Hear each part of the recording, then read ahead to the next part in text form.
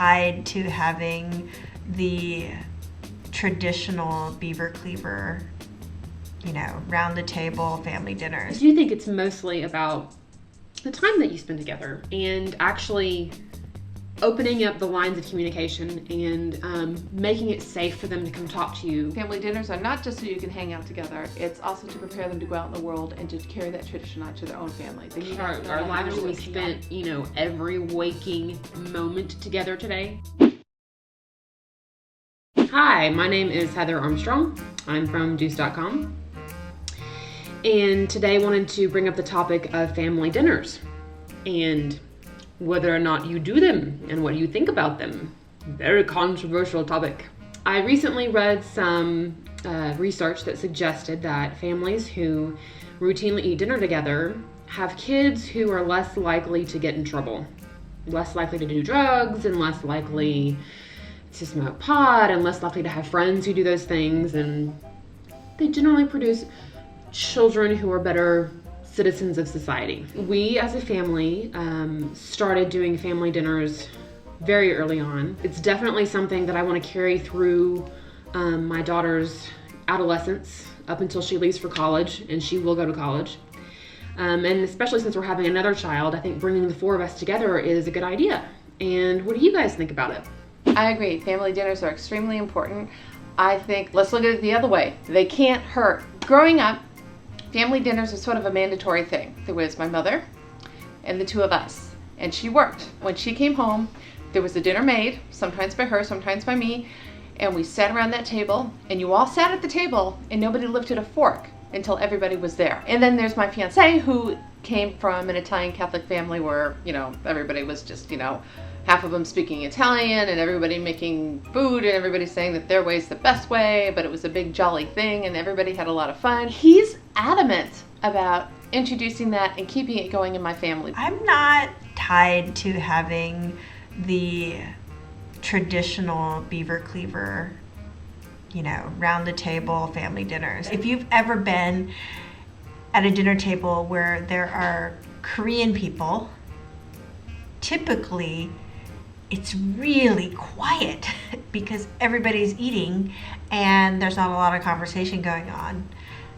That's what dinner time was like in my household. I mean, kids were completely quiet and there wasn't a lot of talking going on. And if there was talking, it was in Korean, and I don't speak Korean. So growing up, some of my fondest memories are of us eating dinners together. I really felt like my parents looked at me, not necessarily as their equal, but they talked to me as if they were really interested in me hearing what they had to say, and they were interested in my opinion about those things. And I think that that is what I wanted to continue, was here, let's sit down and let's get, what do you think about the president? Or what do you think,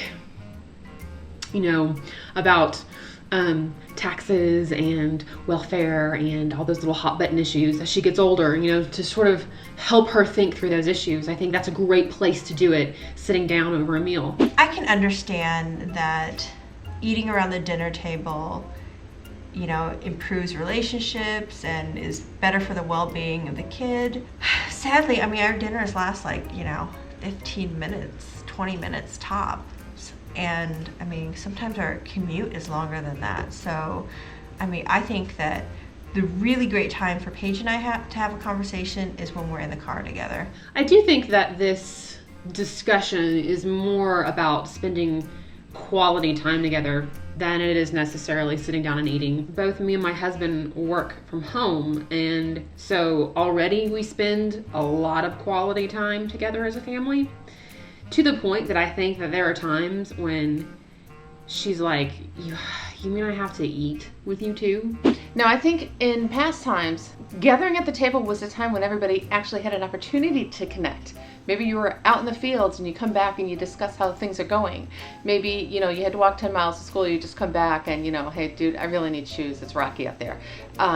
There were less opportunities to connect during the day. Well, now, in the digital age, we might be in contact 6, 7, 8 times a day. We all know what's going on pretty much when it's happening because of the cell phones, the email, the IM, and all of that we're really well connected. So it's almost sometimes like when we sit down, it's like, I got nothing.